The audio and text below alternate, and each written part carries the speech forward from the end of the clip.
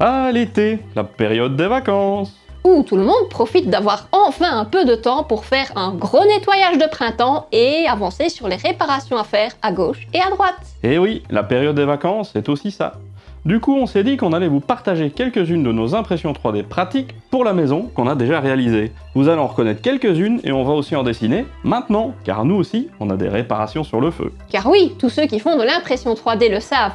De l'extérieur, les gens voient ça comme un hobby un peu inutile. Passer son temps à imprimer en 3D des pièces pour que leur imprimante marche, pour pouvoir mieux imprimer des pièces, pour leur imprimante 3D, pour pouvoir... Ou alors, il y en a aussi qui pensent que ça ne sert qu'à fabriquer des gadgets et des figurines pas très utiles. Et si c'est vrai qu'il nous arrive de faire des objets inutiles juste parce qu'ils sont cool, notre utilisation principale c'est pour améliorer notre quotidien et notre chez nous, ou alors pour réparer des trucs.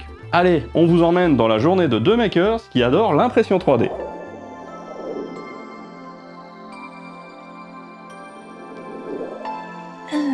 On démarre une bonne journée, café, sortir du lit, enfiler ses super pantoufles.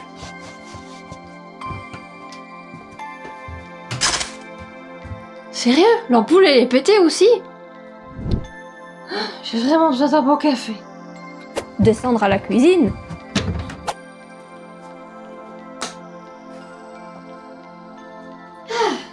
Aller se faire couler une bonne tasse de café.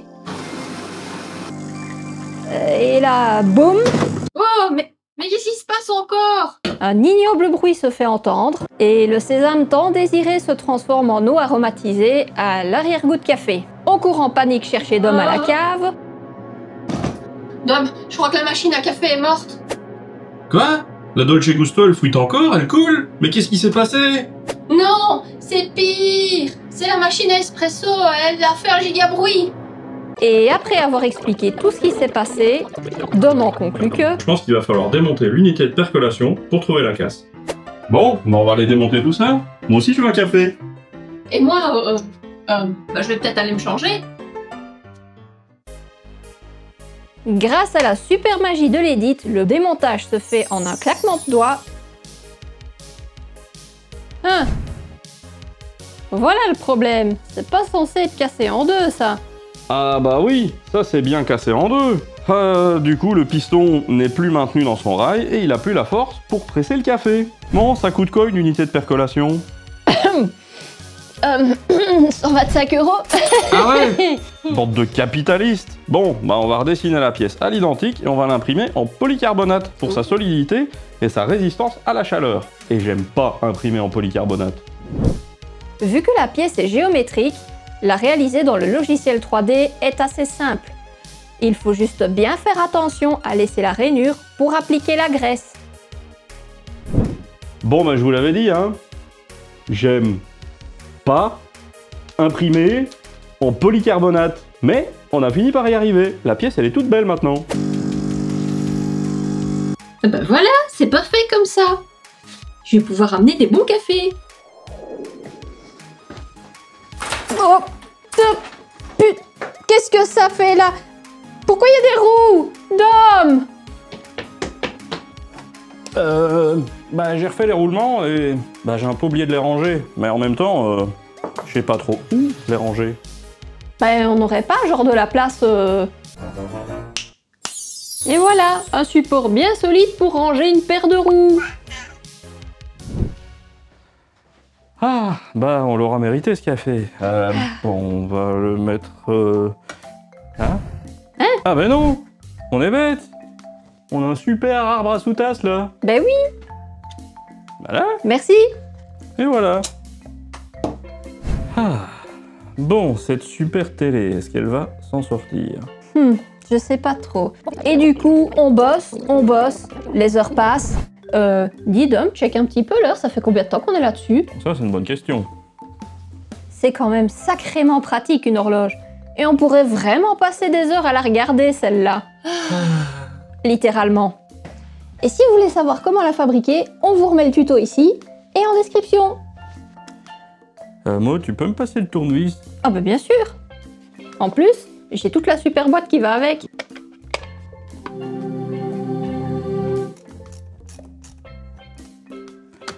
Tu sais me donner la PH2? Et en plus, ce qui est trop bien, c'est que tout ça, c'est aimanté.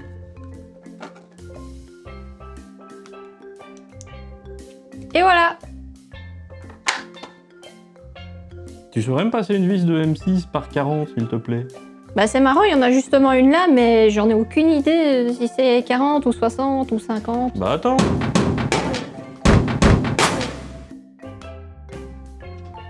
On a tout ce qu'il faut. Donc bah M6, 60. Bah c'est pas bon, il te faut une 40. Bon, tu saurais me donner un petit pot pour mettre toutes les pièces? Un pot? Un pot? Des pots? Des pots. Des pots.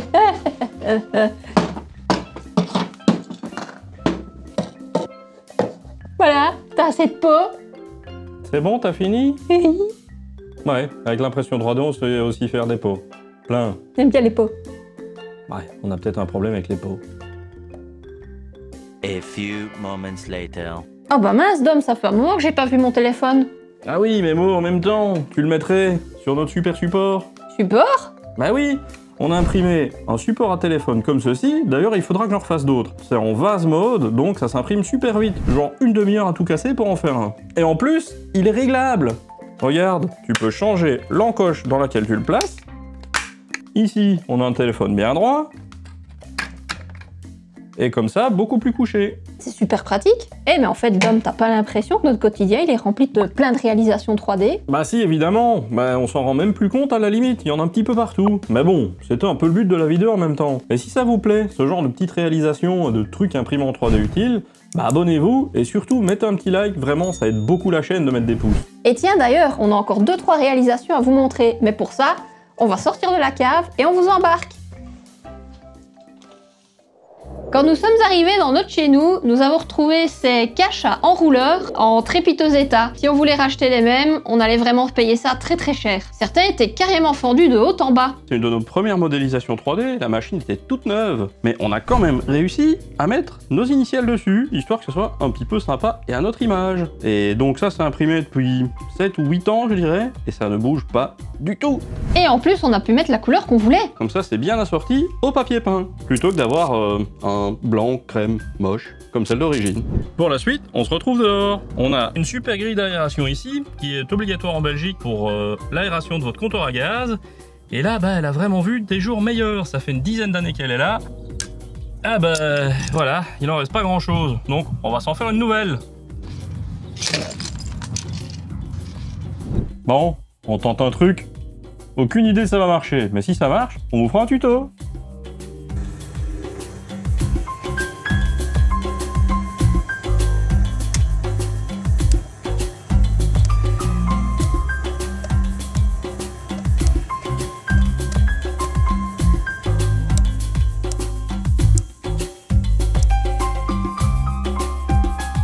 On va voir.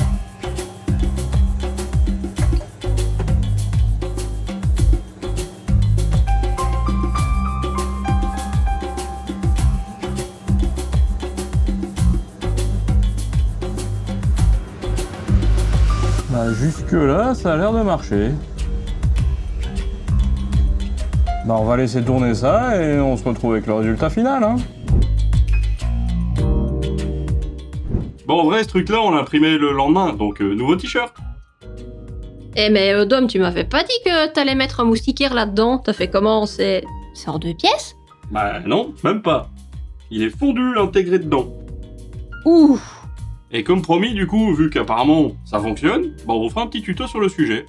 Maintenant, bah il ne nous reste plus qu'à découper le surplus.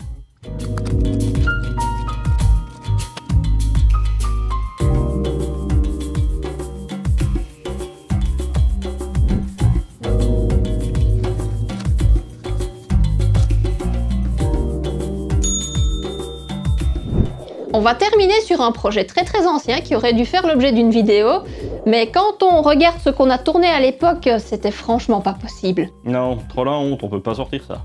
On a aidé un ami qui s'est retrouvé avec un guidon de vélo qui ne correspondait pas du tout à son cadre, du coup on lui a modélisé une pièce avec un passe-câble intégré. L'avantage de ceci, c'est qu'on a également dessiné des épaisseurs qui lui permettent de régler facilement la hauteur de son vélo. Et sur la version finale, on a ajouté une séparation très pratique qui lui permet de ne pas démonter tout le vélo quand il veut changer la hauteur. Bon alors, ok, on sait, ça ressemble à une chaussure. C'est une assez ancienne réalisation et franchement, dans le logiciel de 3D, on a fait à peu près toutes les erreurs qu'on a pu. Et pour arriver à faire cette pièce super organique, on a dû même se servir d'un scanner 3D et ensuite l'importer et faire nos modifs pour avoir le Pascal à la bonne place. Voici ce qu'on a pu sauver de nos vidéos du projet. En premier lieu, on a commencé plein de motivations à prendre des mesures et redessiner la pièce, avant de se retrouver complètement coincé de par l'aspect organique de la pièce et de décider de tenter avec un scanner 3D. Voici le résultat brut du scan qu'il a d'abord fallu nettoyer via le logiciel du scanner, un RevoPoint Pop pour info. Et d'ailleurs le logiciel s'est énormément amélioré depuis qu'on a enregistré ceci, ça n'a vraiment plus rien à voir maintenant. Ensuite, on a créé une surface clean sur Fusion 360 qui est devenue à terme le bas de notre pièce et qui épouse le guidon d'origine. Et puis, en fait, on a paumé le reste de l'enregistrement du design. Du coup, voici le projet fini. On peut voir le scan 3D, séparé en deux pour plus de visibilité, et voici la pièce finalisée. Et au-dessus, les petites pièces pour régler la hauteur du guidon facilement. Là, vous la voyez, la chaussure, hein? Et regardez-moi ce magnifique historique de modélisation, c'est honteux. Fusion 360 est maintenant passé à Fusion 3600 degrés. Et là maintenant, c'est un dôme qui montre à moitié sa pièce à la caméra et qui teste les tolérances. Il est très content de voir que ça passe, mais il sait pas encore qu'il va galérer pendant 3 semaines et d'innombrables tests. Mais bon, on a fini par y arriver, dans la souffrance. Et c'est numéro 12, vous avez la preuve. Toute une boîte de preuves ici. Mais sur le vélo, au final, ça donne vraiment super bien. Ah, et n'oubliez pas trop vite cette histoire de scanner. On vous en parlera un peu plus dans une prochaine vidéo. Et voilà, c'est la fin de notre première vidéo sur les impressions 3D pratiques. Et je dis première vidéo parce qu'en fait, il y en a partout plein la maison et plein les coffres à outils. Mais bon, on peut pas tout vous montrer en une fois, hein. Ah oui, ça en fait déjà une sacrée liste, hein. Vous retrouverez tous les liens en description et dans une prochaine vidéo, on vous montrera d'autres impressions 3D vraiment très utiles. Sur ce, on vous dit à la prochaine. Salut.